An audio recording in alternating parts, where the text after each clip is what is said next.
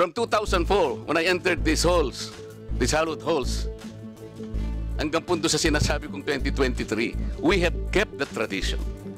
Ngayon po, kung ano-ano ng mga tanong ang ginawa. In 2023, 22 minutes. 2022, 13 minutes. Ito po, pinagawa na po yung budget earlier at ngayon, we're about to quarrel again on the budget.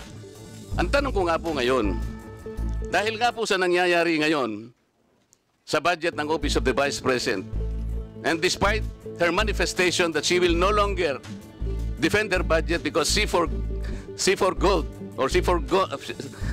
sabi niya, I will forgo my opportunity to defend the budget of the OBP for 2025 by way of question and answer, and I will leave to the House of Representatives to decide such proposal as presented. We cannot even accept such kind of answer.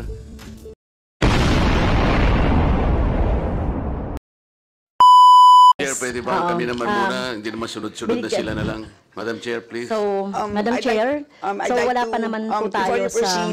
May I raise a parliamentary inquiry, Madam Chair? Before you proceed, I'd like to remind our members for orderly proceedings, please wait to be acknowledged before you speak. So sa ngayon po, dahil nauna po si Cong France, paunahin na muna natin siya. So Cong France, please proceed. And then I will recognize you after. Kakasunod, Madam eh. Medyo nauna lang po siya ng 1 second po. Di ba ang ating tradition, unang minority, pagkatas majority? Wala pa po tayo sa interpellation kung dati. Oo nga po, pero maski na sa manifestation, dapat ganun din. Nauna lang po siya, so yes po. Cong France, please proceed.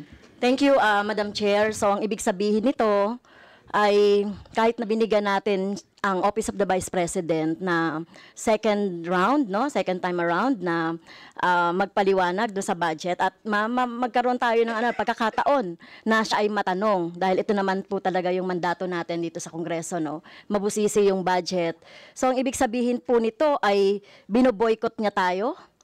Pagboboykot ito, Madam Chair, dahil wala pang akong natatandaan na ahensya ng gobyerno o executive branch na binoykot ang Kongreso dito sa budget hearing and deliberation. So ang ibig sabihin, Madam Chair, betrayal of her oath of office. Kahapon nakita ko yung kanyang video na ginagalang niya yung power of the purse ng Kongreso. Alam niya na tayo po yung nag-allocate or nagbabudget or nag-approve ng budget ng lahat ng ahensya. So dahil pinapaubaya niya na sa atin ito, na hindi niya man lang i-defend, kasi ang laki-laki nung, Madam Chair, yung budget for socio-economic program delivery, socio-economic projects and stakeholder, ang ibig sabihin ba niyan, inaabandona niya na yung pinaplano niya siguro na mga constituents niya, nabibigyan niya nitong mga programs na ito. So, Madam Chair, so ang problema dito, no, talagang Bratinela to the max, no? Na ayaw na ngang matanong, no? Umiiwas sa mga tanong. At ito pa, no, kapag gusto nating tanungin, hindi uma-attend doon sa Kaya talagang Madam Chair, siguro later on, kung ano yung later on na lang po, Madam Chair, yung aking magiging pasya, no, dito sa magiging budget at recommendation sa budget ng OBP. So, pasensya na po ang taong bayan, binoykot tayo ng Vice President. Salamat, Cong France. Cong Marcoleta, you're now recognized. Salamat po, Madam Chair. Yung hindi po pagdating ng ating pangalawang Pangulo ngayon, ang suspecha ko po ay dahil sa nangyari na mga pagtatanong nung nakaraang pagdinig. I have heard the volume and the barrage of questions asked by members of this committee to the Vice President. Despite the fact, Madam Chair, I heard her several times saying, I forgo the opportunity of defending the OBP budget for 2025 by question and answer, and I leave it to the House of Representatives to decide on such proposal as presented. That was the template of an answer given by the Office of the Vice President. Madam Chair, napilitan po akong mag-raise ng parliamentary inquiry. I think I have earned this. If I survive my term up to next year, I would have survived also, or I would have completed 18 years in this institution. And in this length of time, I have observed a tradition. The tradition is the two highest positions of government, namely the office of the Vice President and the office of the President, are not traditionally subjected to questions. I have observed this for so long a time. May I refresh the memory of the members of this committee, Madam Chair. In 2022, the Minority Leader, Honorable Libanan,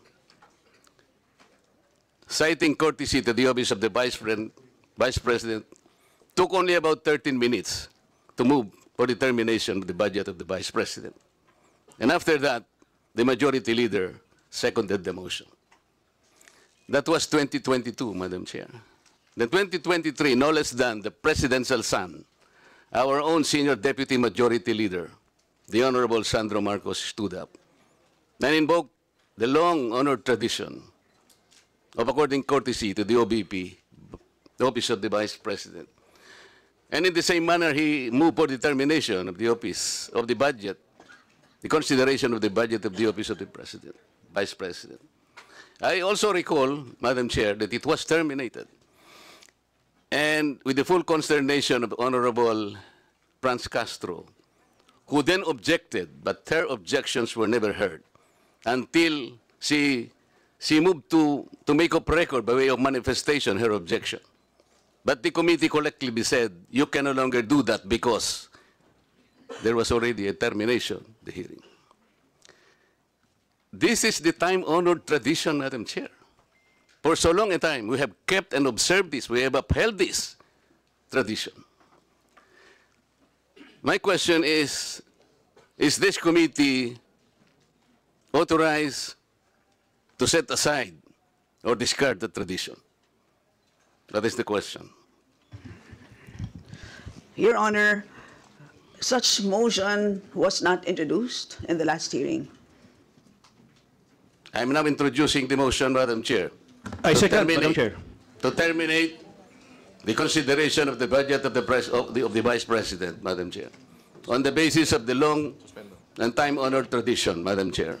In order for us to respect a tradition in the same manner that we have respected the tradition here that the first to interpolate every time is the member of the minority. That is the tradition. We have not yet discarded that. We're observing that because we are honorable members of this Congress. So the question is, why have we discarded that tradition? Is this committee authorized to set aside the tradition?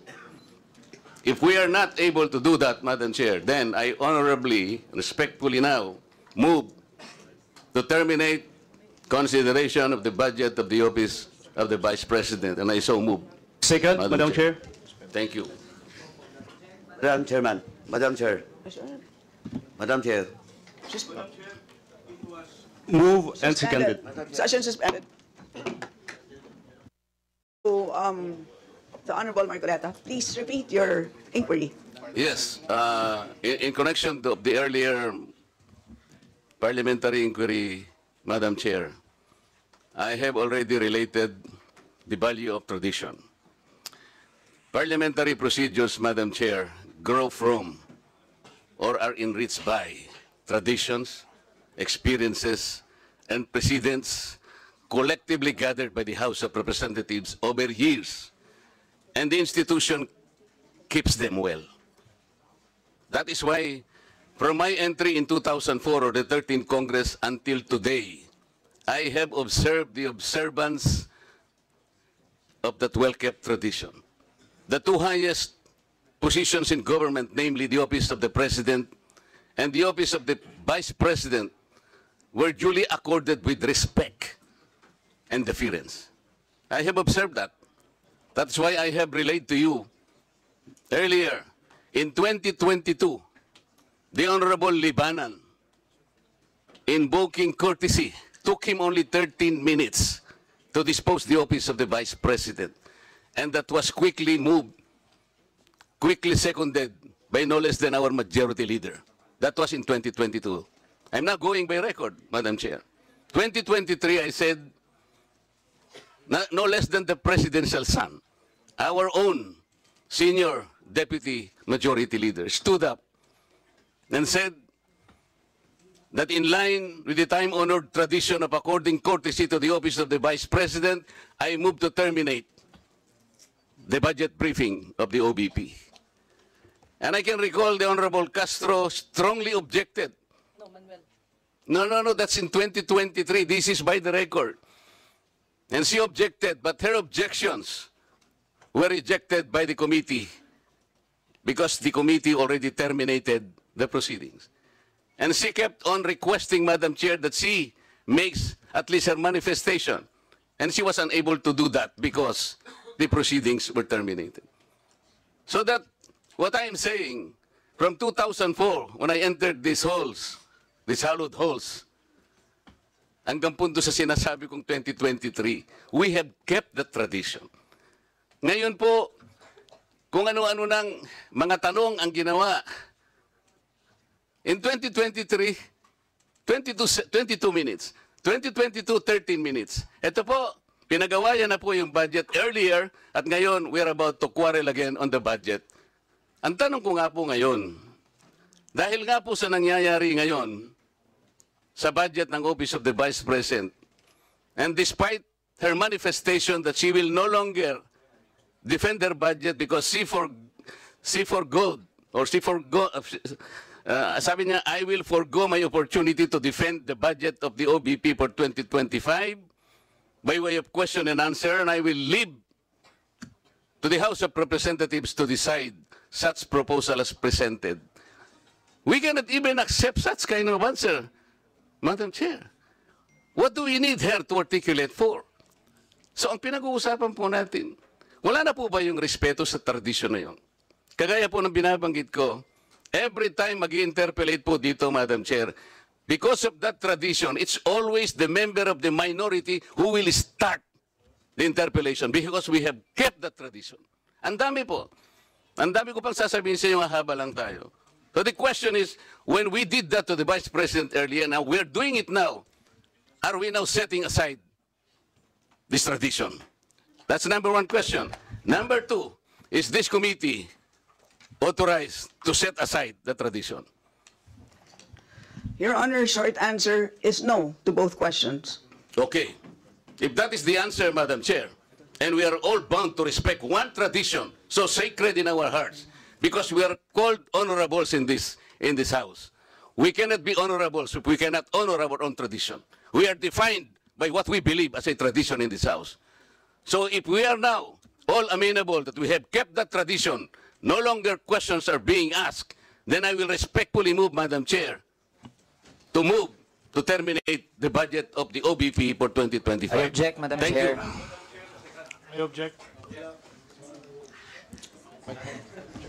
Madam Chair, I There's a object. motion to terminate the budget briefing of the OVP, but there's an objection, so we divide the House. The chair has decided to divide the House. So those Madam Chair, in favor as of the motion, a rule, we usually deliberate Those- before we vote. those in favor We deliver- of the motion, please raise your hand. Those in favor of the motion to terminate the budget briefing of the OVP, please raise your hand.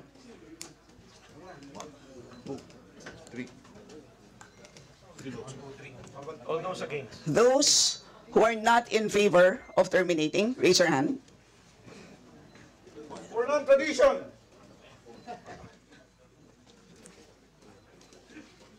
Okay.